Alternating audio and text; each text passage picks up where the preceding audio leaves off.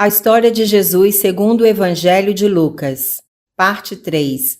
A caminho de Jerusalém. Lucas 9, 51 a 19, 27. O desejo de ir para Jerusalém. Lucas 9, 51 a 56. Como se aproximava o tempo de sua morte, Jesus manifestou o claro desejo de ir para Jerusalém. Firme nesse propósito, ele enviou alguns dos apóstolos à sua frente, a fim de providenciarem a hospedagem ao longo da viagem. No caminho, esses apóstolos entraram numa cidade da Samaria e tomaram as devidas providências. Quando Jesus chegou, os samaritanos não permitiram que se hospedasse no lugar combinado, porque perceberam que era um judeu a caminho de Jerusalém. Tiago e João ficaram muito irritados e perguntaram a Jesus: "Queres que oremos para que o Deus eterno mande fogo e destrua esta gente?" Jesus, porém, os repreendeu. Todos foram para outra cidade e ali se hospedaram. Desculpas esfarrapadas. Lucas 9, 57 a 62. Nessa viagem, algumas pessoas se aproximaram de Jesus. A primeira disse: "Mestre, quero te seguir aonde fores." Jesus, porém, respondeu: "Meu amigo, você precisa saber que os animais do campo têm suas tocas e os pássaros têm seus ninhos, mas eu não tenho um lugar certo para dormir." Em outra conversa, Jesus fez seu convite padrão a um jovem: "Siga-me." O jovem, porém, justificando-se, respondeu: "Tudo bem, mestre, mas antes eu preciso cuidar do meu pai. Este é o meu dever. Depois que ele morrer, eu virei para te seguir." Jesus respondeu: "Outras pessoas podem cuidar do seu pai, mas meu desejo é que você pregue o evangelho da graça de Deus para que muitos se salvem." Depois, uma terceira pessoa declarou suas intenções: "Mestre, eu quero te seguir e eu o farei. Antes, porém, preciso voltar para minha cidade e me despedir dos meus parentes." Jesus, porém, ofereceu outra solução: "Sua oportunidade é hoje, meu amigo. Pare de pensar no passado. Olhe para frente. Sua melhor decisão é pregar o evangelho da graça de Deus." Os 70 missionários. Lucas 10, 1 a 20. Além dos 12 apóstolos que enviava em missões, Jesus escolheu uma vez outra equipe especial de missionários. Eram 70 que deveriam ir aonde ele ainda não tinha ido. Eles deviam seguir em duplas para evangelizar de cidade em cidade. Jesus os instruiu assim, antes de partirem: "Há muitas coisas para serem feitas e pouca gente para fazê-las. A primeira ação de vocês é orar ao Deus eterno para que mande mais gente para trabalhar com vocês. Só então partam. Saibam que vocês são como cordeiros ameaçados pelos lobos. Vivam com toda a simplicidade. Não levem mochila, nem mala, nem sandálias adicionais. Sigam sempre em frente. Não parem no meio do caminho. Sigam sempre para a próxima cidade. Quando chegarem, peçam hospedagem numa casa desejando paz.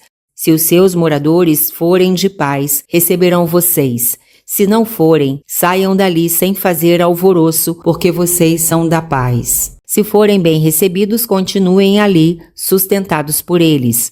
Não pensem que estão incomodando. Vocês estão trabalhando e precisam se alimentar. Não precisam trocar de casa a cada dia. Nem façam exigências. Vivam como os moradores da casa vivem. Curem os doentes, libertem os endemoniados e sempre anunciem a suprema verdade às pessoas da cidade. O evangelho da graça de Deus chegou a vocês. No entanto, quando chegarem a uma cidade e não forem bem recebidos, deixem claro que a responsabilidade é deles. Eles rejeitaram a graça e arcarão com as consequências de suas decisões. Vocês fizeram o que lhes cabia. Não se sintam culpados. Eles tiveram as oportunidades que no passado não tiveram os moradores de Sodoma e Gomorra. As cidades que me rejeitarem serão como Corazim, Betsaida e Cafarnaum, em torno do mar da Galileia. Portanto, eu digo: ai de você, Corazim! Ai de você, Betsaida! Se nas cidades de Tiro e Sidom, que não ficam em Israel, acontecessem os milagres que fiz entre vocês, seus habitantes teriam se arrependido de todo o coração. Com certeza, no julgamento final haverá mais rigor para vocês do que para Tiro e Sidom. Também digo a você, Cafarnaum, não se ache a máxima, pensando que o céu está garantido para você. Se não se arrepender, não estaremos juntos na eternidade. Quanto a vocês, a quem envio em missão, saibam que quem os ouve está me ouvindo. Quem os rejeita está me rejeitando e quem me rejeita está, na verdade, rejeitando o Pai Eterno que me enviou ao mundo. Quando voltaram, os 70 estavam cheios de alegria.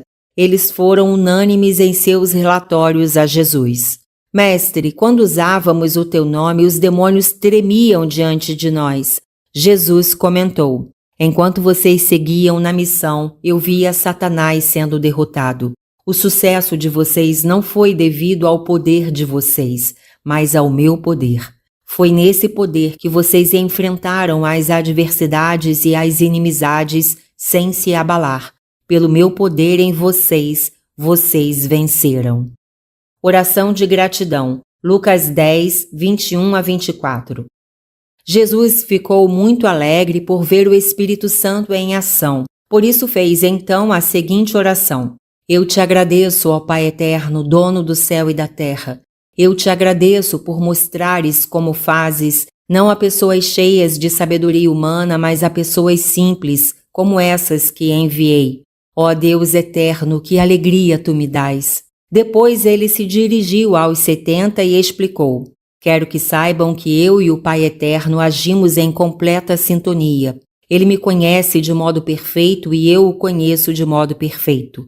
E agora eu lhes dou o privilégio de também conhecerem o Pai Eterno. Um pouco depois, Jesus falou apenas aos 12 apóstolos. Vocês são felizes. Agradeçam ao Deus Eterno por verem o que estão vendo. No passado, muitos profetas imaginaram o que vocês estão vendo acontecer.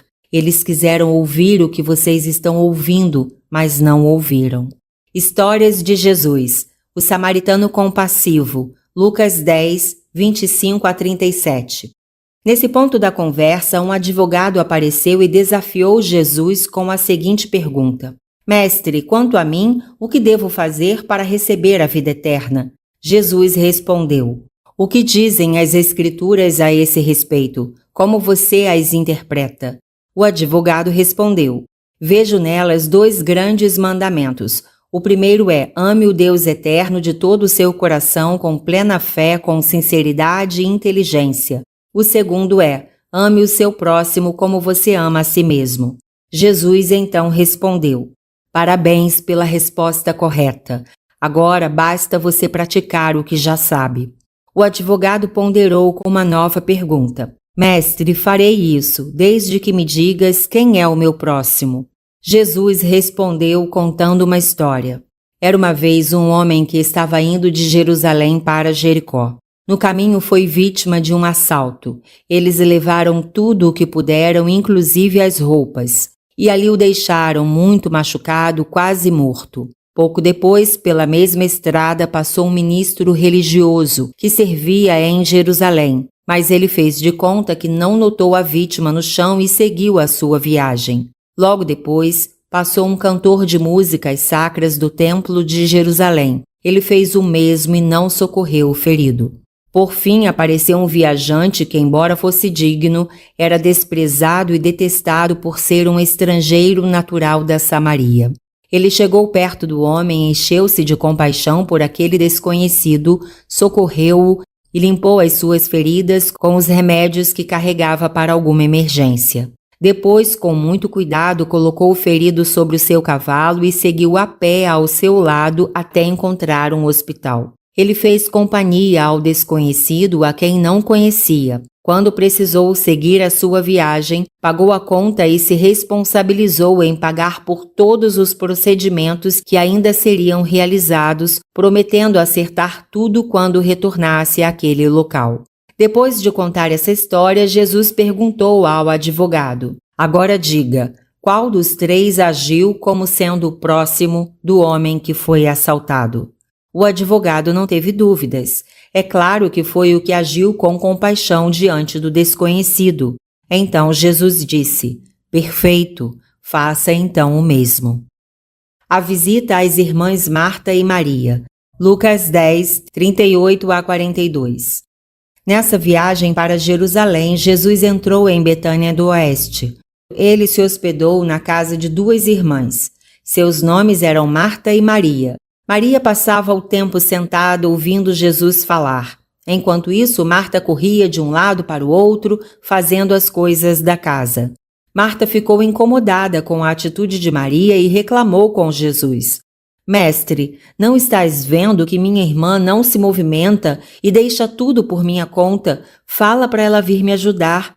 Jesus, porém, lhe respondeu: Ô Marta, você está estressada e ocupada com as muitas coisas que faz. Marta, você precisa fazer apenas o que é importante. Maria escolheu o que é importante.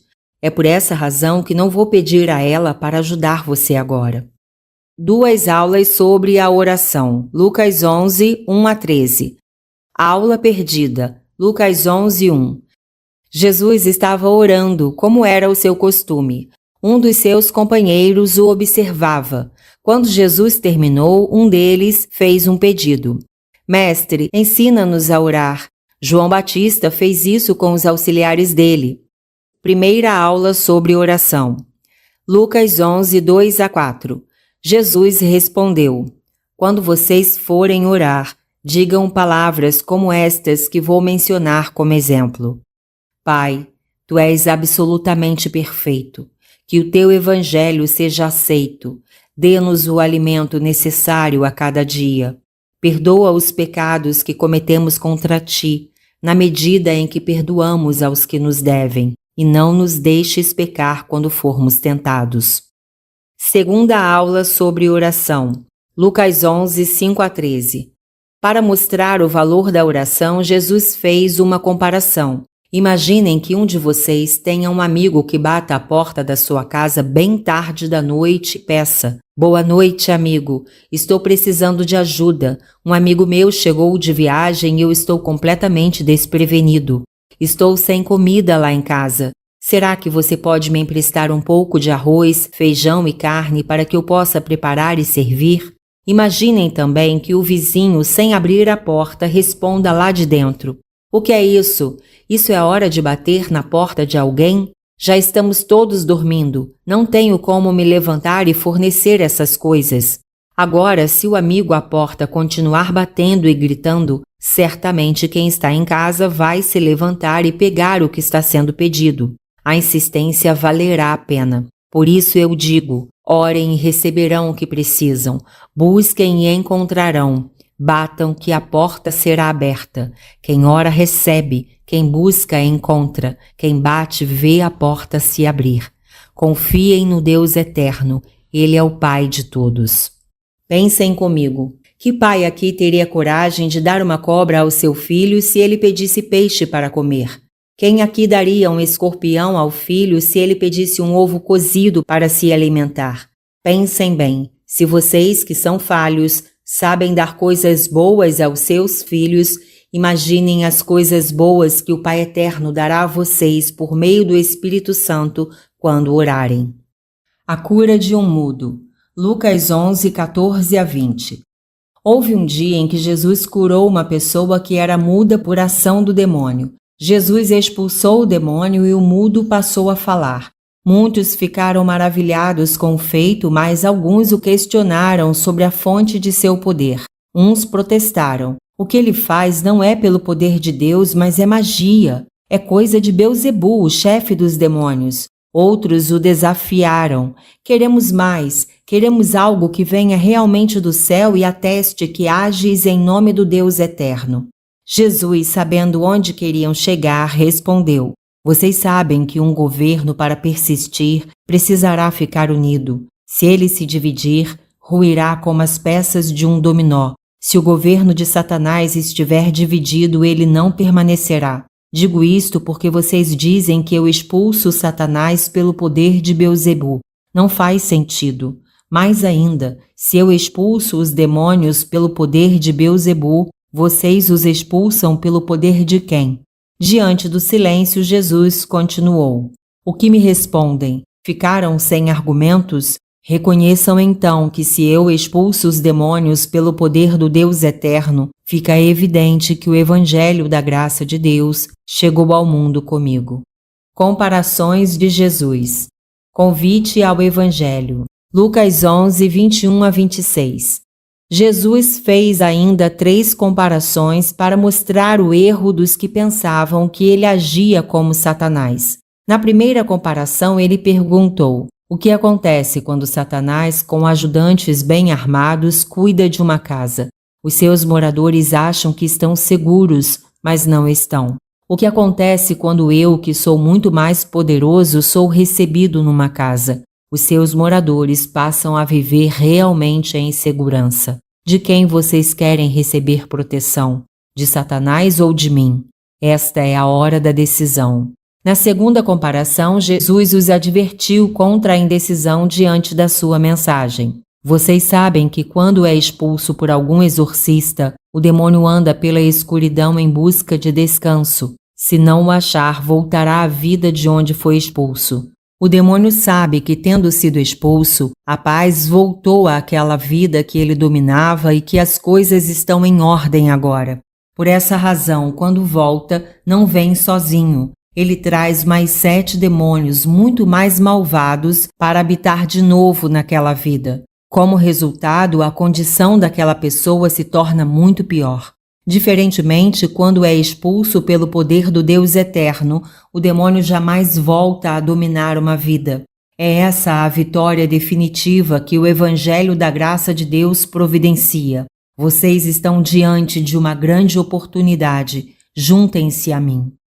A mulher que abençoa a mãe de Jesus. Lucas 11, 27 a 28. Nesse momento, misturada entre as pessoas que ouviam Jesus, uma mulher gritou entusiasmada: Feliz é o ventre que te concebeu, felizes são os seios que te amamentaram. Jesus respondeu: Sim, sim, minha mãe é muito abençoada. E ainda mais felizes são os que ouvem a palavra de Deus com vontade de praticá-la. A grandeza de Jesus diante dos heróis do passado. Lucas 11, 29 a 32. Jesus disse ainda, enquanto o número de pessoas à sua volta crescia: Quanto à prova que alguns de vocês há pouco me pediram, não a receberão. Vocês não querem crer. Lembrem-se de Jonas, o profeta que serviu de mensageiro para os moradores de Nínive, cidade depois conhecida como Mossul, no Iraque. Agora eu sou o mensageiro, como Jonas foi no passado. Os ninivitas se arrependeram, mas hoje vocês não querem se arrepender. Também no passado, a rainha de Sabá, no depois Iêmen, foi visitar Salomão e ficou admirada com a sua sabedoria. No julgamento final, ficará claro que a atitude dessa estrangeira foi mais sábia que a de vocês. E eu sou maior que Salomão. No dia do julgamento final, os estrangeiros ninivitas que se arrependeram com a pregação de Jonas mostrarão que vocês estão errados por não se arrependerem. E eu sou maior que Jonas. A vida na luz. Lucas 11, 33 a 36. Jesus fez então a terceira comparação. Numa casa, as luminárias são instaladas de modo a iluminar toda a casa. Não são colocadas nos cantos ou debaixo de algum móvel. Elas ficam no alto e no centro para que a iluminação seja a melhor possível para todos. Os olhos humanos são como essas luminárias numa casa. Se os seus olhos forem bons, você caminhará em segurança. Se os seus olhos forem maus, você tateará nas trevas. Por isso, tome cuidado para não ser influenciado pelas trevas. Viva na luz e você brilhará como a luz. Com os fariseus num jantar. Lucas 11, 37 a 54. Pouco depois de Jesus ter dito essas palavras, um fariseu o convidou para um jantar especial. Jesus aceitou o convite e, entrando na casa, sentou-se à mesa. O fariseu reclamou que Jesus não tinha lavado as mãos antes de comer. Jesus, porém, disse: Vocês que são fariseus limpam por fora o copo e o prato que usam, mas o interior de vocês está cheio de roubo e maldade.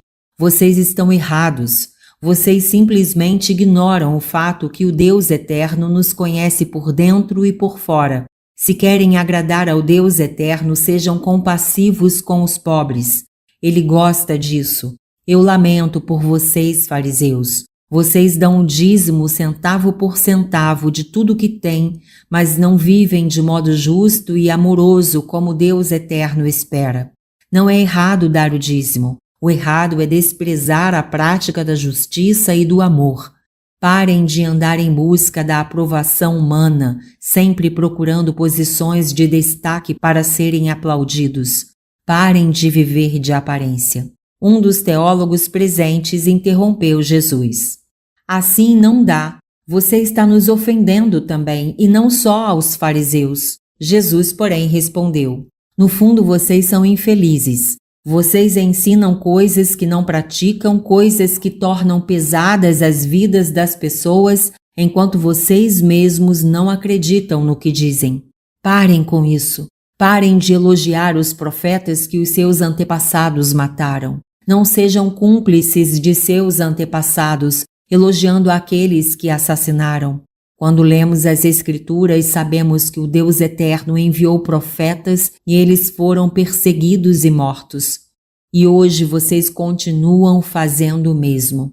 Lembrem-se, como lemos em Gênesis 4, 8 a 16 e 2 Crônicas 24, 17 a 22, que homens justos como Abel e Zacarias foram mortos.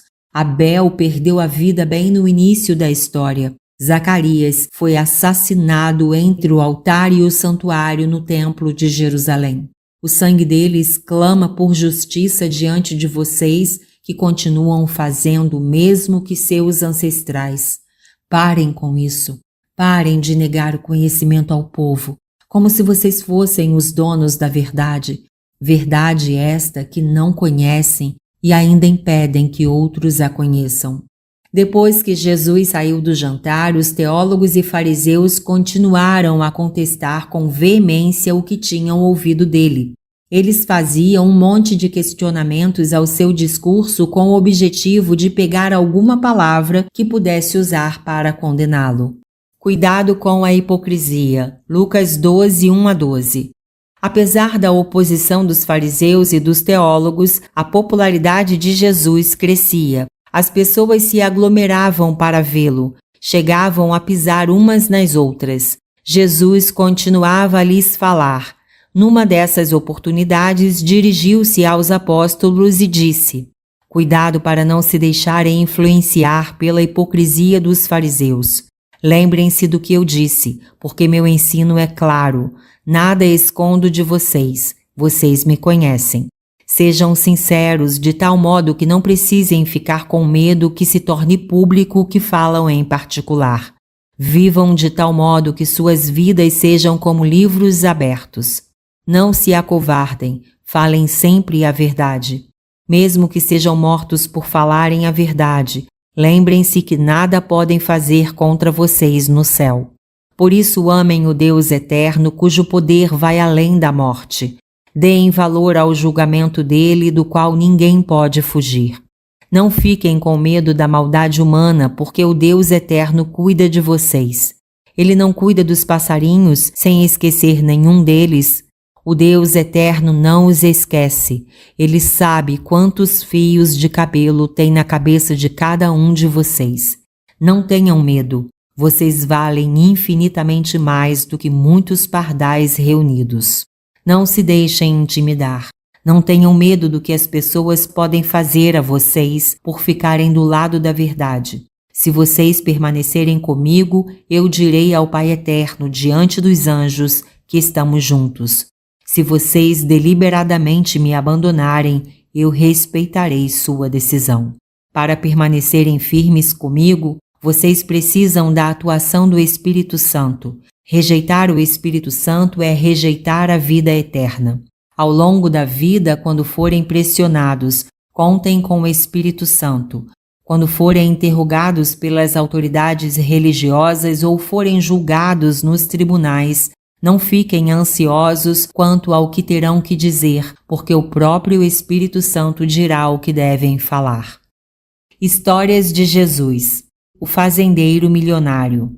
Lucas 12, 13 a 21.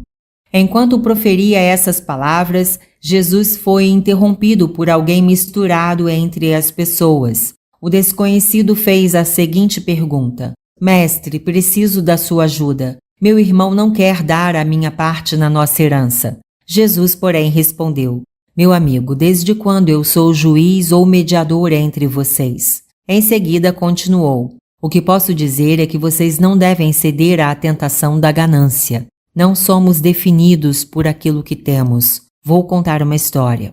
Era uma vez um fazendeiro milionário que tinha uma plantação que deu uma colheita extraordinária. Ele começou a planejar onde iria armazenar toda a produção que não mais cabia nos seus depósitos.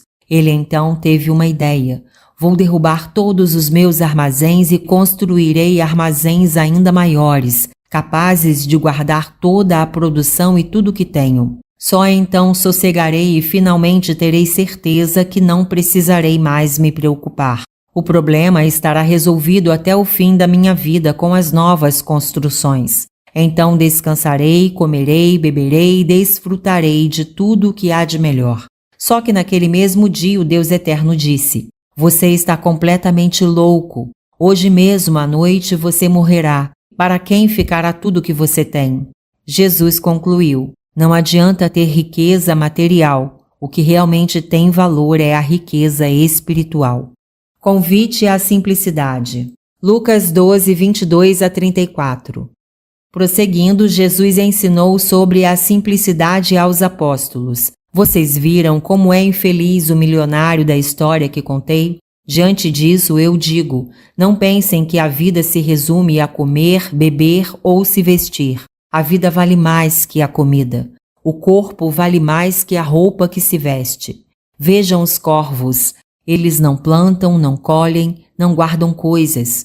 No entanto, são sustentados pelo Deus Eterno. Ele os sustenta e vocês valem mais do que essas aves. Preocupar-se para quê? Vocês, por exemplo, podem aumentar um dia sequer a duração das suas vidas? É lógico que não. Se nessa coisa básica vocês nada podem fazer, por que vão se preocupar com outras coisas que não estão sob o seu controle? Vejam as flores do campo. Elas não trabalham e não se esforçam. No entanto, garanto que elas são lindas, mais lindas que as mais caras joias que o rei Salomão usava. A conclusão é clara. Confiem de todo o coração, porque o Deus Eterno que veste as flores do campo, que crescem num dia e no outro viram fuligem, cuidará de vocês, apesar da pouca fé que têm. Não fiquem achando que faltará comida ou bebida para vocês. Muita gente pensa e age assim, mas quem tem o Deus Eterno como Pai não precisa se preocupar. Ele sabe do que precisam. Então busquem primeiro viver no compasso da graça do Deus Eterno. Ela suprirá vocês em todas as suas necessidades. Não pensem como todo mundo pensa. Não se preocupem com o que todo mundo se preocupa. Peguem o dinheiro que têm e compartilhem com os que não têm. Quando fazem isso, é como se estivessem transferindo seus recursos para o céu. Lá não tem ladrão. Lá a ferrugem não entra. Não permitam que a razão de ser das suas vidas se resuma em ganhar dinheiro. Aulas sobre o trabalho. Lucas 12, 35 a 48. Jesus fez 3 comparações sobre a natureza do trabalho. Primeira aula sobre o trabalho. Lucas 12, 35 a 38. Na primeira, ele recomendou o seguinte: sejam como os empregados que trabalham numa casa. Quando o chefe viaja para um importante compromisso, eles devem esperar o seu retorno a qualquer momento e devidamente uniformizados. Quando ele chegar, devem estar prontos para recebê-lo e atendê-lo, sabendo que isso poderá acontecer no meio da noite ou mesmo de madrugada. Os que estiverem atentos e prontos para o trabalho serão elogiados e recompensados. Um dia vocês verão os papéis se invertendo. Como reconhecimento e gratidão, se for correto e generoso, o chefe os chamará para a mesa e ele mesmo os servirá, usando um uniforme de garçom. Portanto, se vocês estiverem prontos quando o empregador chegar, certamente serão recompensados. É assim que eu farei com vocês quando eu vier pela segunda vez ao mundo. Segunda aula sobre o trabalho. Lucas 12, 39 a 40. Vejam como uma pessoa responsável cuida da casa da sua família. Como não sabe a hora em que o ladrão vai atacar a sua propriedade, o dono toma todos os cuidados para que a sua residência não seja assaltada. É desse modo atento que vocês devem estar preparados para a vida. É assim também que vocês devem estar preparados para a minha segunda vinda. Estejam alertas enquanto a esperam, porque vocês não sabem quando que ela acontecerá. Terceira aula sobre o trabalho. Lucas 12, 41 a 48. Nesse momento, Pedro perguntou a Jesus: Mestre, essa comparação se aplica a todas as pessoas ou só a nós? Jesus respondeu: Pedro, vou fazer com outra comparação. Imaginem um empresário que precisou viajar e deixou a administração de sua empresa por conta de um gerente que deveria cuidar de tudo. Quando voltar e notar que tudo foi feito como determinou, reconhecerá que o gerente seguiu todas as suas instruções. Satisfeito, recompensará o encarregado promovendo-o a uma nova função. Agora pensem que a atitude do gerente tenha sido diferente. Achando que o chefe iria demorar, não foi fiel nem sábio. Ao contrário, acostumou-se a maltratar seus colegas e a se interessar apenas por comer e beber do bom e do melhor, ao ponto de ficar bêbado. Só que, para sua surpresa, o empresário voltou inesperadamente numa hora improvável e o pegou em flagrante no erro. O chefe o demitiu por justa causa. Jesus continuou oferecendo a seguinte conclusão: Vocês sabem que numa empresa há diferentes tipos de funcionários. Há os empregados que foram capacitados sobre todos os procedimentos no trabalho, mas não se interessam em fazer as coisas corretamente. Certamente eles serão dispensados por justa causa, sem direito a nada.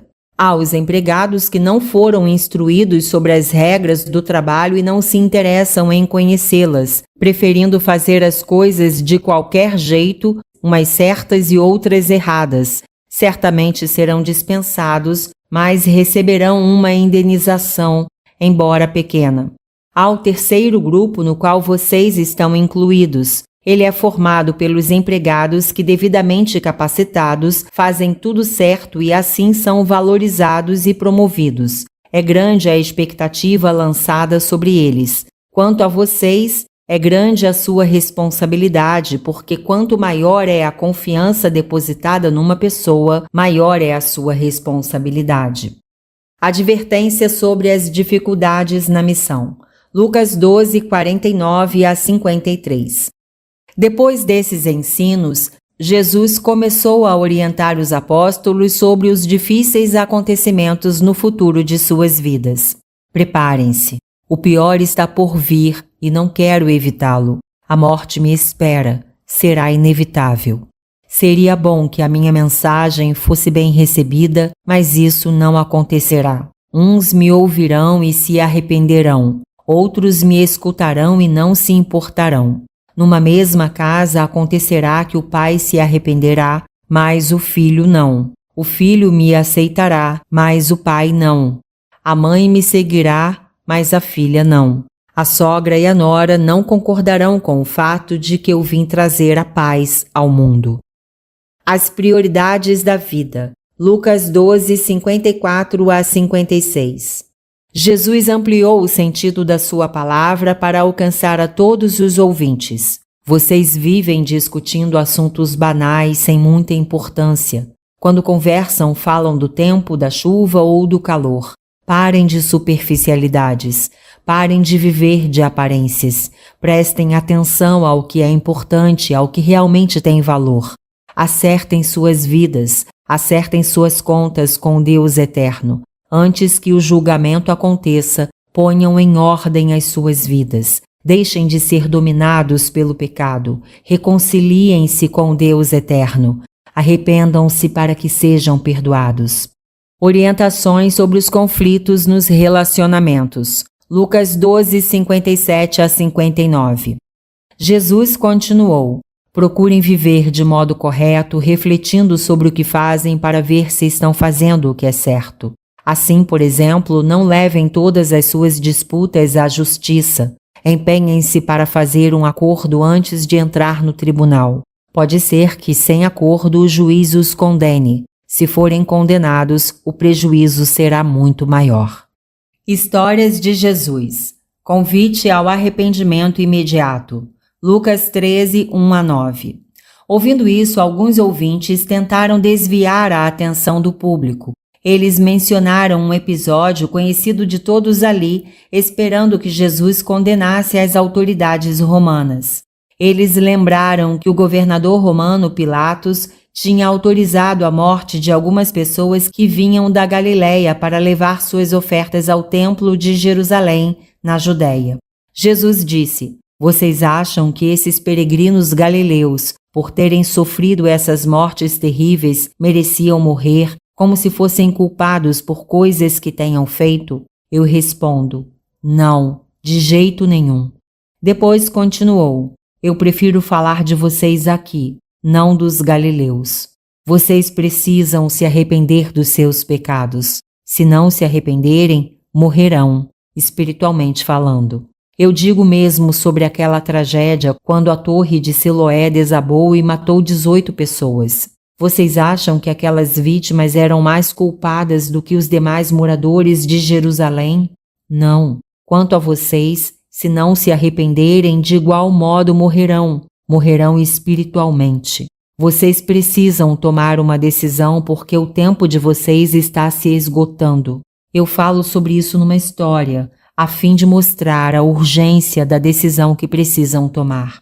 Era uma vez um fazendeiro que cultivava uma figueira na sua propriedade. Na estação própria, ele foi pegar os figos, mas não tinha nenhum. O fazendeiro chamou o encarregado da lavoura e determinou: há 3 anos espero que esta figueira produza e até agora nada aconteceu. Corte-a para podermos plantar outra coisa. No entanto, o encarregado ponderou: chefe, eu peço um pouco de paciência. Deixe-me cuidar da terra ao redor, colocar mais adubo e vamos ver como ficará. Se der figo, ótimo. Se não der, então nós a cortaremos.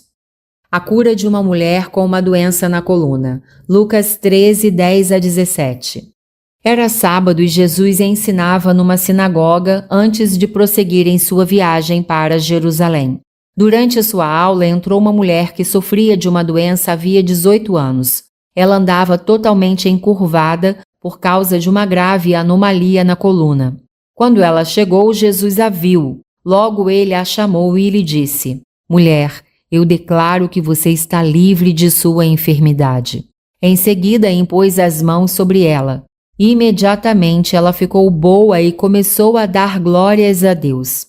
O dirigente da sinagoga ficou indignado por Jesus ter feito uma cura no sábado. Ele discursou em alta voz para que todo o público ouvisse: temos 6 dias para trabalhar. Quem quiser ser curado pode vir de domingo a sexta-feira. No sábado não apareçam aqui de jeito nenhum.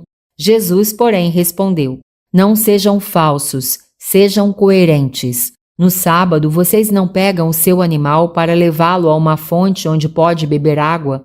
Por que vocês dizem que eu não posso libertar da sua prisão esta herdeira legítima de Abraão e que estava sofrendo havia 18 anos? Só porque hoje é sábado? Essas palavras deixaram os adversários de Jesus humilhados diante do povo que vibrava com as realizações maravilhosas dele. Comparações sobre o Evangelho da Graça de Deus.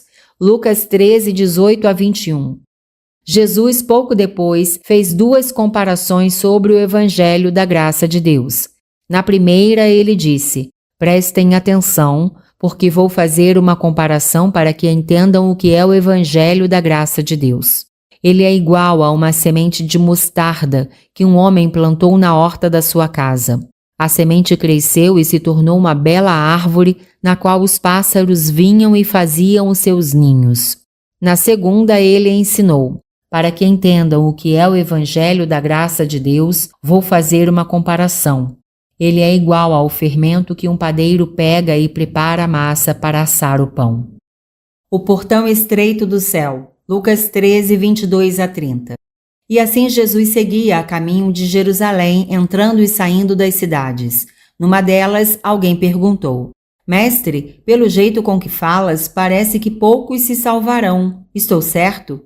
Jesus respondeu: Sim, o portão é estreito. Nem todos conseguirão entrar. É preciso arrependimento. Chegará o momento em que o portão da casa será fechado. Os que não tiverem entrado poderão bater no portão e até mesmo gritar: Abra o portão que queremos entrar. O dono da casa responderá: Não vou abrir para estranhos. Vocês vão criticar a decisão dele. Não te lembras que éramos amigos, que estivemos juntos em várias festas? Ouvimos teus ensinos muitas vezes. Abra o portão, por favor.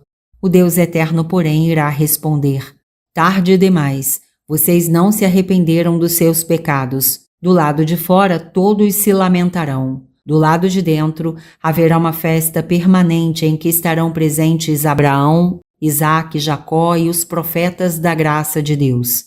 E vocês permanecerão do lado de fora, em prantos. Do lado de dentro estarão pessoas que vieram de fora de Israel, mas vocês continuarão do lado de fora. Vocês foram os primeiros a receber o evangelho da graça de Deus, mas muitos de vocês não quiseram ouvi-la. Na verdade, muitos que receberam por último essa mensagem foram os primeiros a aceitá-la e são muito felizes por isso. Consequências das escolhas erradas de Jerusalém. Lucas 13, 31 a 35. Nesse exato momento, alguns fariseus que não concordavam com o plano que seus colegas elaboraram contra Jesus surgiram e o avisaram: Fuja, porque Herodes Antipas quer matar você. Jesus, porém, respondeu: Obrigado, mas peço que digam a esse homem desprezível que eu faço o que eu quero e ele não vai me impedir de curar doentes e expulsar demônios. Continuarei seguindo para Jerusalém. Afinal, um profeta digno precisa morrer em Jerusalém. Em seguida, Jesus proferiu um lamento profundo. Jerusalém, ó Jerusalém, com que facilidade você mata os profetas e apedreja aqueles que o Deus Eterno envia. Tentei várias vezes ajuntar seus habitantes, como a galinha junta seus pintinhos para deles cuidar, mas eles não quiseram. Seu tempo está chegando, sua oportunidade está passando. Para me ver e ouvir de novo, vocês precisam esperar. E quando eu chegar, vocês me saudarão dizendo: Bendito é aquele que vem em nome do Deus Eterno. A cura de um homem com edemas pelo corpo. Lucas 14, 1 a 6. Num sábado, Jesus aceitou um convite para um jantar especial na casa de um dos dirigentes dos fariseus da cidade. Os outros convidados estavam de olho nele para ver se quebraria algum mandamento sobre o sábado. Bem em frente a ele estava um homem que tinha edemas em todo o corpo. Jesus, olhando para os teólogos e fariseus que o observavam, perguntou: Digam-me uma coisa, no sábado é permitida a cura de alguém? Eles ficaram calados. Jesus pegou pela mão aquele enfermo, curou-o e o enviou para casa. Depois perguntou aos outros convidados: Imaginem que num sábado um filho ou um animal de sua propriedade caia num buraco. Que farão? Vão correr para salvá-lo ou vão deixar que morra? Sem saber o que dizer, eles ficaram calados. Histórias de Jesus. A festa recusada. Lucas 14, 7 a 24.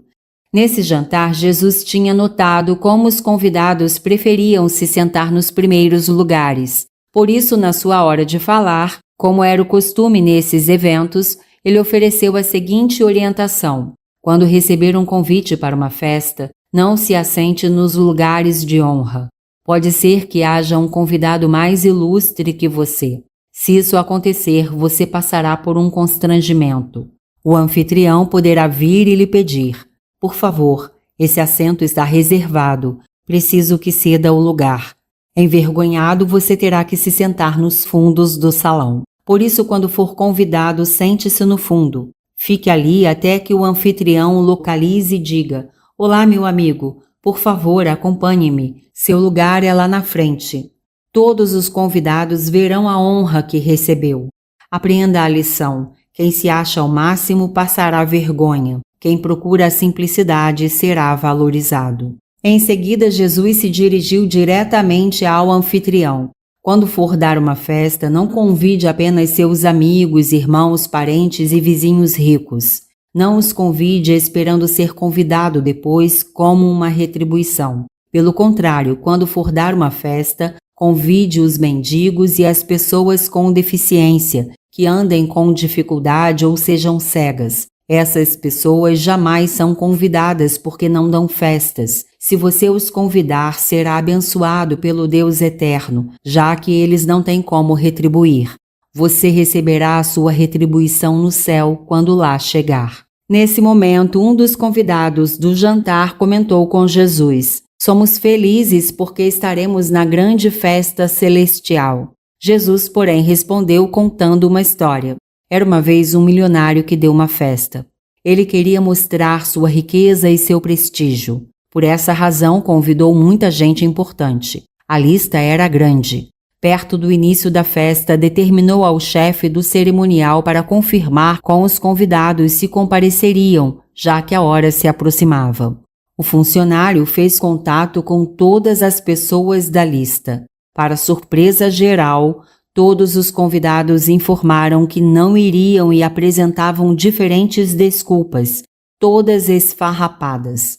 Um desses convidados respondeu: "Comprei uma nova propriedade e preciso ir lá ver como estão as coisas. Não tenho como aceitar o honroso convite. Espero que seu chefe me desculpe." Outro disse: "Comprei um carro novo e preciso pegá-lo hoje. Não tenho como aceitar o honroso convite. Espero que seu chefe me desculpe." O último da lista se desculpou dizendo: "Sua festa coincidiu com a data do meu casamento. Não tenho como aceitar o honroso convite. Espero que seu chefe me desculpe." O funcionário deu o relatório do que ouvira. O anfitrião ficou muito irritado. Em seguida deu a seguinte ordem: "Mudei de ideia. Faça o seguinte: saia pela cidade e convide para minha festa os moradores de rua. Quero aqui os mendigos e as pessoas com deficiência, sejam cegas ou andem com dificuldade." A ordem foi cumprida. Algum tempo depois, o chefe do cerimonial disse ao anfitrião: "Chefe, fiz o que me mandaste, mas ainda tem lugar sobrando. Vai ser um fiasco esta festa." O homem rico não desistiu. "Não passarei vergonha, volte para as ruas. Não convide, diga que estou mandando. Obrigue a todos os marginalizados a virem para a festa. Quero a minha casa cheia, mesmo que de pobres, porque os meus primeiros convidados não são dignos de entrar aqui e não entrarão, mesmo que queiram." O preço de seguir Jesus. Lucas 14, 25 a 35. Quando andava pelas cidades, Jesus era sempre seguido por muitas pessoas. Numa dessas vezes, olhando para elas, Jesus disse: "Para ser meu seguidor, não basta me acompanhar pelas cidades, como fazem algumas pessoas. Quem quiser ser meu seguidor, precisa saber que viverá de uma forma completamente nova, longe dos seus padrões familiares egoísticos. Quem quiser ser meu seguidor, tem que me amar mais do que a si mesmo. Quem quiser ser meu seguidor, deve estar pronto para morrer comigo, sabendo que a cruz me espera. Não decida me seguir sem primeiro pensar. Verifique o custo e veja se está disposto a pagá-lo. Não adianta dar o primeiro passo se não estiver pronto para dar todos os outros. Não tome decisões precipitadas, das quais venha se arrepender. Pense bem para não ficar envergonhado, como o homem que começa a construir um prédio e, por falta de recursos, não consegue concluí-lo e é alvo de comentários maldosos da vizinhança. Pense bem para não fazer como o governante que se aventura numa guerra. Ele precisa avaliar se o seu exército é capaz de vencer o adversário. Se o efetivo militar do inimigo for maior, ele precisará recuar. Quem quer ser meu seguidor precisa renunciar a tudo. Quem começar a me seguir sem estar completamente dedicado será como uma porção de sal que não salga e que para nada mais serve. 3 histórias sobre coisas e pessoas perdidas. Lucas 15. Histórias sobre perdas. Lucas 15, 1 a 3. Jesus continuava atraindo pessoas que queriam ouvi-lo, inclusive coletores de impostos e pessoas de má fama. Os fariseus e os teólogos ficavam horrorizados e o criticavam por isso. Esse mestre recebe qualquer um e ainda come com pessoas desprezíveis. Atento, Jesus contou 3 histórias. As ovelhas perdidas. Lucas 15, 4 a 7. A primeira foi sobre uma ovelha desaparecida. Era uma vez um homem que tinha 100 ovelhas. Uma delas se perdeu. Ele deixou as 99 no pasto e foi em busca daquela que se perdera. Quando a encontrou, ele voltou para casa carregando a ovelha no ombro, muito contente e satisfeito. Ao chegar, deu uma festa para celebrar com os amigos e vizinhos. No convite que enviou estava escrito: "Amigos, venham se alegrar comigo. Eu encontrei a minha ovelha perdida." Contei essa história para dizer que o Deus eterno se alegra quando um pecador se arrepende e se entristece com os 99 que se veem como pessoas perfeitas e acham que não precisam se arrepender. O dinheiro perdido. Lucas 15, 8 a 10. A segunda história foi sobre dinheiro perdido. Era uma vez uma mulher que tinha um bom dinheiro guardado em casa. Eram 10 notas, todas de grande valor. Ela deu falta de uma dessas notas e ficou muito triste. Agitada, começou a procurá-la pela casa. Acendeu todas as luzes, procurou pela casa toda e vasculhou gaveta por gaveta. Por fim, ela encontrou o dinheiro. Muito feliz, deu a notícia às amigas e vizinhas, convidando-as para uma festa. Ela dizia: "Queridas, alegrem-se comigo. Achei a nota de dinheiro que eu tinha perdido." Contei essa história para dizer que os anjos no céu fazem como essa mulher e vibram de alegria quando veem que um pecador se arrepende. O filho perdido. Lucas 15, 11 a 32. A terceira história foi sobre um filho que abandonou sua casa. Era uma vez 2 filhos de um fazendeiro. Um dia o mais jovem disse: "Pai, quero agora o meu direito de sucessão. Preciso que me deis antecipadamente a minha herança." O pai concordou e dividiu em vida os bens da família com os 2 filhos. Pouco tempo depois, o mais jovem arrumou suas malas e levou tudo o que tinha. Foi morar bem longe dali. Na nova e distante cidade, passou a viver de modo desregrado. Logo gastou todo o dinheiro que tinha. Para piorar, o país em que vivia estava passando por uma grave crise econômica com uma alta taxa de desemprego e muita fome. O jovem não tinha mais recursos para satisfazer sequer as suas necessidades mais básicas. Procurou emprego, mas o que encontrou foi um trabalho indigno e humilhante. Ele o aceitou e passou a trabalhar como cuidador de porcos, uma atividade indigna, já que esses animais eram considerados impuros pelos judeus. Quando olhava para a lavagem dos porcos, tanta era a sua fome que tinha vontade de pegar uma tigela para si, mas isso era proibido. Desesperado, ficou pensando no que os empregados do seu pai estavam comendo naquela hora. Eles têm comida à vontade e eu aqui na maior penúria. Sem ter outra saída, decidiu: vou voltar para a casa do meu pai. Se eu ficar aqui, vou morrer. Vou dizer ao meu pai o seguinte: papai, reconheço que pequei contra o Deus eterno e contra ti. Eu sei que não tenho nenhum direito como filho. Só quero que me deis um emprego aí. Tomou coragem, arrumou-se e partiu. Quando chegou perto da fazenda, seu pai o enxergou. O homem correu, abraçou o rapaz e o beijou. O filho então disse: papai, reconheço que pequei contra o Deus eterno e contra ti. Eu sei que não tenho nenhum direito como filho. E antes que terminasse, o pai disse aos seus empregados: pessoal, rápido, peguem a melhor roupa que encontrarem no armário para que meu filho se vista decentemente. Peguem também as joias e entreguem para ele usar. E não esqueçam do sapato para que se calce. O homem continuou com as suas instruções. Peguem um bezerro gordo no pasto, matem-no e tragam-no. Vamos fazer um churrasco. É tempo de festejarmos. Meu filho estava morto, mas agora está vivo. Estava desaparecido, mas foi encontrado. Com tudo pronto, a festa começou. O filho mais velho não se encontrava em casa naquele momento. Ele estava trabalhando na fazenda. No final do expediente, voltou para casa. Ao se aproximar, ouviu os sons das músicas e o barulho das danças. Entrando, perguntou a um dos empregados: "O que está acontecendo aqui?" O empregado informou do que se tratava. Seu irmão voltou. O quê? Sim, seu irmão voltou e seu pai ficou muito feliz. Esta é a razão do churrasco. O filho mais velho ficou indignado e se recusou a entrar em casa. O pai foi ao seu encontro e lhe disse: "Vem, filho, vamos comemorar." Revoltado, o rapaz respondeu: "Não consigo te entender.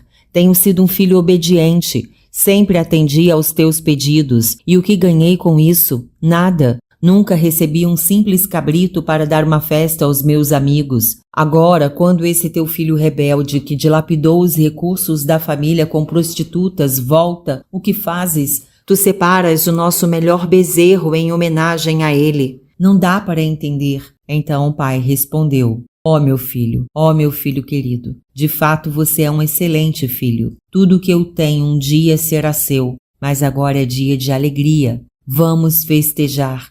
Nós achávamos que seu irmão estava morto, mas está vivo. Ele estava desaparecido, mas foi encontrado. Histórias de Jesus. O diretor executivo desonesto. Lucas 16, 1-13. Jesus contou ainda a história de um diretor executivo desonesto. Era uma vez um empresário que contratou um diretor executivo para comandar as operações do seu negócio. O diretor atuou na empresa por muito tempo. Em certo dia, chegou ao empresário uma denúncia contra o seu executivo. E era verdade. O alto funcionário estava desviando dinheiro da empresa. Chamando-o, o empresário o informou: "Contratei uma empresa para auditar a sua administração. Ela detectou muitas irregularidades. Vou ter que demitir você por justa causa. Que decepção!" Após apresentar seu informe, o executivo ficou pensando num modo de se livrar daquela situação difícil. Seu raciocínio era o seguinte: que farei da minha vida quando a minha demissão se consumar? Não vou começar do zero. Não quero viver de favor. Preciso fazer alguma coisa para continuar com boa reputação entre as pessoas. Em seguida, esse diretor convocou para uma negociação os devedores que tinham mais chances de não honrar suas dívidas com a empresa. Ao primeiro declarou: "Vi o montante da sua dívida." Então propôs a seguinte negociação: "Vou dar um desconto para você pagar logo o que deve. Assine esse documento aqui confessando que vai nos pagar a metade da sua dívida já enquanto estou na empresa. No futuro você me recompensará." Ao segundo afirmou: "Sua dívida está muito alta." Com os valores na mão, propôs um acordo: "Faça o seguinte: se você quitar já a sua dívida enquanto estou na empresa, eu darei um desconto de 20%. Espero que você depois não se esqueça de mim." E assim fez com os outros devedores, sabendo que o seu chefe iria elogiar a sua inteligência. De fato, o empresário reconheceu que as providências tomadas pelo seu desonesto diretor executivo ajudaram a empresa a recuperar parte dos recursos que pareciam estar perdidos. Jesus pegou o exemplo dessa história e comentou o seguinte: "Esse diretor executivo foi muito inteligente. Eu gostaria que vocês que não são das trevas, mas da luz, fossem tão inteligentes como ele."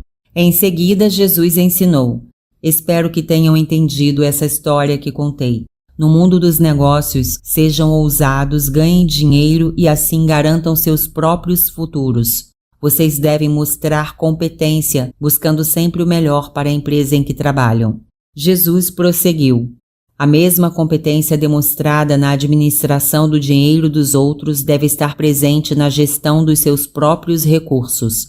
Quem é bom na gestão dos recursos alheios deve ser bom também na gestão dos próprios recursos. Procure o bem de sua empresa sem esquecer o seu próprio bem."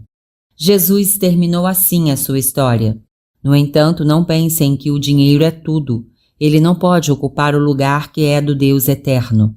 Escolham amar ao Deus eterno, nunca o dinheiro. A natureza da salvação. Lucas 16, 14-18. Ouvindo essa história, os fariseus, que amavam o dinheiro, zombaram de Jesus, que os interpelou com as seguintes palavras: Vocês se apresentam como superiores a todo mundo, mas o Deus eterno conhece o que realmente pensam e fazem. Vocês valorizam o dinheiro que para o Deus eterno não tem real valor. Não se escondam atrás dos ensinos antigos que vieram até João Batista, o último dos profetas. Eu vim e comecei a anunciar o evangelho da graça de Deus e muitos o têm recebido, menos vocês. Tudo pode mudar, menos o fato que a salvação vem exclusivamente por meio do evangelho da graça de Deus. É por meio do evangelho que a antiga legislação deve ser agora compreendida. Vocês distorcem tudo e mudam o que não pode ser mudado. Querem um exemplo? Vocês pegam a antiga legislação sobre o divórcio e a aplicam de tal modo que o peso recai apenas para a esposa, mas os direitos e deveres devem ser iguais para o homem e para a mulher. Histórias de Jesus. 2 homens, um no céu e outro no inferno. Lucas 16, 19 a 31. Para falar ainda sobre o pouco valor do dinheiro, Jesus contou uma nova história. Era uma vez um milionário que se vestia com roupas caras e bonitas. Ele dava festas luxuosas pelas quais era muito elogiado. Era uma vez também um mendigo. Seu nome era Lázaro. Ele tinha o corpo todo machucado e permanecia deitado em frente ao portão da mansão do milionário. Ele ficava ali esperando que lhes trouxessem restos da comida da casa. Os cães que lambiam suas feridas lhe faziam companhia. O mendigo morreu e foi para o céu. O milionário morreu e foi para o inferno. No inferno, o milionário experimentou os tormentos próprios daquele lugar. Um dia ele olhou para o alto e viu Lázaro conversando com o Deus eterno. Desesperado, o rico gritou: Ó Deus, tem compaixão de mim. Por favor, manda Lázaro até aqui para que refresque os meus lábios com um gole d'água. O fogo está me consumindo.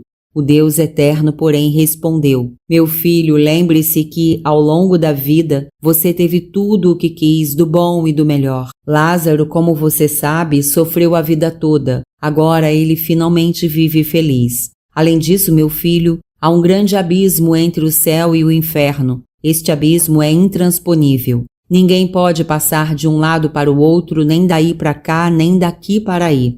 O rico então lhe pediu: Ó Deus, eu te peço então que envies Lázaro até a casa dos meus pais. Eu tenho 5 irmãos. Se Lázaro for até lá e pregar para eles, meus irmãos com certeza o ouvirão e não virão para este lugar de tormento onde estou.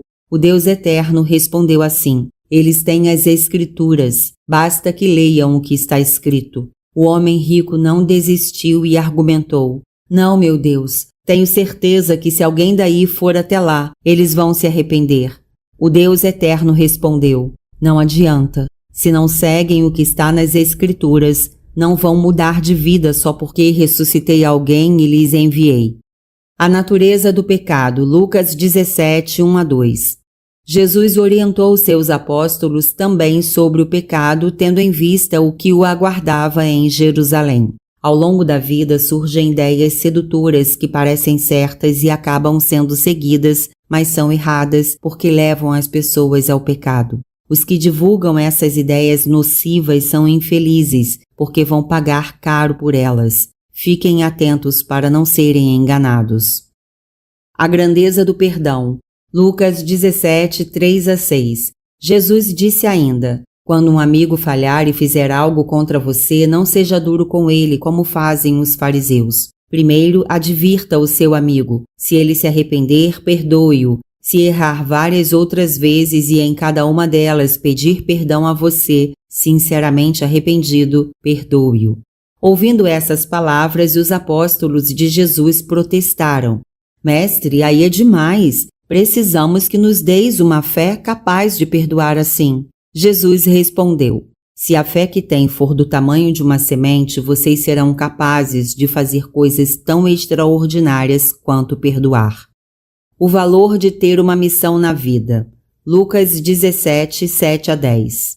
Jesus depois fez uma comparação sobre a motivação na vida. Imaginem que um de vocês tenha um empregado responsável pelas tarefas da casa.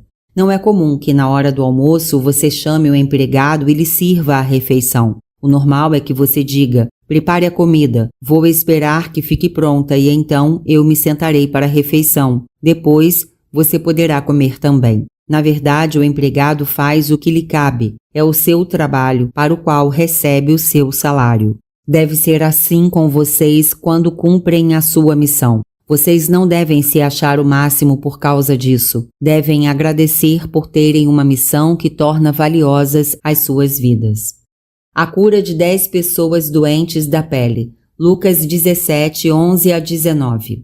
A caminho de Jerusalém, na Judéia, Jesus passou por diversas cidades na Samaria e na Galiléia. Numa delas, 10 homens com severas doenças de pele vieram ao seu encontro. Como eram proibidos de se aproximar das pessoas, eles gritaram de longe: Jesus, Mestre, tem compaixão de nós. Jesus olhou para eles e disse: podem ir. Apresentem-se ao sacerdote para que ele comprove que estão saudáveis agora, como está determinado em Levítico 13:14. Eles foram e no caminho descobriram que foram curados. Quando percebeu o que acontecera, um dos 10 voltou ao encontro de Jesus, gritando glórias a Deus bem alto. Ele se ajoelhou e o seu rosto tocou o chão em sinal de gratidão. Esse homem que voltou era samaritano. Jesus, olhando à sua volta, perguntou: 10 foram curados. Onde estão os outros 9? Foi só este desprezado pelos judeus que voltou para dar glórias a Deus? Então, olhando para o samaritano ajoelhado, Jesus lhe disse: levante-se e vá para casa. Por causa da sua fé, o evangelho da graça de Deus já o alcançou. A natureza do evangelho. Lucas 17, 20 a 37. Os fariseus então perguntaram a Jesus sobre o tempo em que o evangelho da graça de Deus haveria de vir definitivamente. Jesus respondeu: o evangelho da graça de Deus não é algo que as pessoas determinem o tempo ou o lugar. É de natureza espiritual, não política. O evangelho da graça de Deus já chegou e está entre vocês. Já está acontecendo. Depois, virando-se para os apóstolos, anunciou: chegará o tempo em que vocês desejarão me ver de novo, mas não me verão. Vocês ouvirão muitas coisas a meu respeito. Muitos testemunharão falsamente que me viram. Não acreditem e também não sigam essas pessoas. Eu virei sem aviso e com a glória semelhante à que tem o sol no firmamento. Antes disso, no entanto, eu serei rejeitado e sofrerei muito. Depois, quando eu vier, será como nos dias de Noé, quando as pessoas não lhe deram atenção e continuaram com suas festas como se nada grave estivesse acontecendo. Quando perceberam, Noé já estava na arca. A grande enchente chegou e levou todo mundo. Foi assim nos dias de Ló também. Os moradores de Sodoma comiam, bebiam, compravam, vendiam, plantavam e construíam. Foi só Ló sair da cidade para que chovesse fogo e enxofre, destruindo tudo completamente. Quando eu vier pela segunda vez, todos deverão estar muito atentos. Quem estiver em casa terá que escolher entre ficar com os seus bens ou me ouvir. Quem estiver no trabalho não terá tempo para voltar para casa e se arrumar. Lembrem-se do que aconteceu com a mulher de Ló. Quem valorizar demais a sua própria vida vai perdê-la. Quem colocar o Deus eterno em primeiro lugar viverá. Tudo será muito rápido. Algumas pessoas continuarão no mundo e outras seguirão comigo para o céu. 2 colegas estarão juntas no trabalho. Uma subirá comigo e a outra ficará. 2 amigos estarão juntos no lazer. Um subirá comigo e o outro ficará. Os apóstolos perguntaram: Mestre, quando essas coisas acontecerão? Jesus respondeu: quando isso acontecer, todos os que estiverem prontos verão. Histórias de Jesus. A persistência na oração. Lucas 18, 1 a 8. Para ensinar aos apóstolos a permanecerem em oração, Jesus contou uma história. Era uma vez um juiz que não confiava no Deus eterno. Ele era conhecido por ser grosseiro com as pessoas da sua cidade. Na cidade em que ele era juiz, havia uma viúva que ia constantemente ao tribunal e pedia por justiça. Ela dizia: Doutor, julgue a minha causa. Meus direitos estão sendo prejudicados. Durante muito tempo o juiz não deu a mínima para o apelo daquela mulher. Depois, no entanto, ele mudou de estratégia, ponderando: é claro que Deus não existe e as pessoas não me interessam. Só que essa viúva não para de me incomodar e seu pleito é justo. Vou fazer o seguinte: vou colocar essa causa na pauta do julgamento e dar razão a ela. Só assim essa mulher vai parar de me aborrecer. E assim ele fez. Jesus então concluiu: vejam como esse juiz perverso agiu. Pensem no Deus eterno. Parece que ele demora em ouvir vocês quando incessantemente oram, mas tenham certeza que ele os defende. Garanto, a justiça dele é rápida. A questão é se vocês confiam e esperam. Será que vou encontrar pessoas com a confiança persistente como a mulher dessa história? Histórias de Jesus. 2 homens que foram ao templo orar. Lucas 18, 9 a 14. Jesus contou ainda outra história. Seu objetivo era mostrar como as pessoas estão erradas ao se considerarem melhores do que outras. Era uma vez 2 homens que foram ao templo de Jerusalém para orar. Um era fariseu, o outro era coletor de impostos. O fariseu, em pé bem na frente, orava com muito orgulho assim: ó Deus eterno, eu te agradeço porque não sou como as pessoas em geral. Eu não roubo, eu não pratico injustiça, eu não adultero, eu não cobro impostos para o Império Romano. Eu jejuo 2 vezes por semana. Eu sou dizimista fiel e nada sonego. Já o coletor de impostos ficou nos fundos do templo bem discretamente. Ele orava com as mãos postas e de cabeça baixa. Ele dizia apenas: ó Deus, tem compaixão de mim.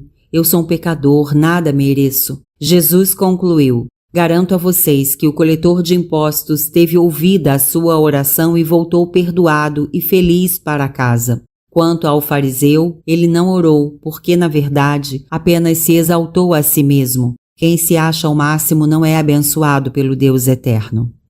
As crianças que se aproximam de Jesus. Lucas 18, 15 a 17. Enquanto Jesus ensinava, muitos pais traziam seus filhos e pediam que fossem abençoados por ele. Preocupados, os apóstolos pediam silêncio e impediam que os pais se aproximassem de Jesus. Ele, porém, acenando às crianças para virem para perto, disse: deixem as crianças virem a mim. Não as impeçam, por favor. O Evangelho da graça de Deus é para elas também. Na verdade, só participa do Evangelho quem o recebe com a simplicidade de uma criança. O perigo do dinheiro. Lucas 18, 18 a 30. Bem diferente das crianças, era um certo cidadão respeitado em sua cidade. Ele procurou Jesus e perguntou: mestre, vejo que ensinas bem. Em razão disso, eu te pergunto: que devo fazer para ganhar a vida eterna? Jesus respondeu: por que você me elogia? Põe o foco não em mim, mas no Deus eterno a quem deve obedecer. Certamente você conhece os mandamentos que o Criador nos legou. Não adultere, não mate, não furte, não testemunhe falsamente. Honre seu pai e sua mãe. O homem respondeu: ah, mestre, conheço estes mandamentos de cor e salteado desde que eu era um menino. Não só os conheço, como os pratico. Depois de ouvi-lo, Jesus disse: então só falta uma coisa para você. Venda tudo o que tem e distribua para os pobres o dinheiro que recebeu. É assim que você será salvo. Depois, venha me seguir. Quando ouviu esse conselho de Jesus, o homem ficou muito triste, porque era milionário. Depois que o milionário se afastou, Jesus comentou com os que estavam presentes: de fato, é muito difícil uma pessoa rica aceitar o Evangelho da graça de Deus. Sem dúvida, é mais fácil uma baleia sair pela pia do banheiro que uma pessoa rica aceitar o Evangelho da graça de Deus para ser salva. Os ouvintes de Jesus concluíram: desse jeito ninguém se salvará. Jesus respondeu: a salvação não nasce do esforço humano, vem pela graça de Deus. Pedro logo perguntou: nada adiantou então nós nos esforçarmos deixando tudo para trás, como nossos bens, nossos negócios e nossos familiares, para te seguir? Jesus respondeu: a verdade é bem outra. Todos os que põem o Evangelho da graça de Deus em primeiro lugar são recompensados agora, mas o melhor presente que receberão é a vida eterna. A certeza de Jesus sobre suas aflições no final da vida. Lucas 18, 31 a 34. Jesus aproveitou o momento para chamar os seus 12 apóstolos em particular. Ele disse: Vocês sabem que estamos subindo para Jerusalém. Lá se cumprirão todas as profecias sobre mim. Vão zombar de mim, insultar-me e cuspir em mim. Vão me bater e me matar, mas no terceiro dia eu ressuscitarei. Os apóstolos, no entanto, não entenderam o que Jesus estava dizendo. A cura de um cego em Jericó. Lucas 18, 35 a 43. Nessa mesma viagem para Jerusalém, Jesus estava bem perto de Jericó. Havia ali um cego que pedia esmolas à beira da estrada. Quando ouviu a gritaria das pessoas que seguiam Jesus, ele perguntou: Gente, o que está acontecendo? Responderam: É Jesus, o Nazareno, que está passando.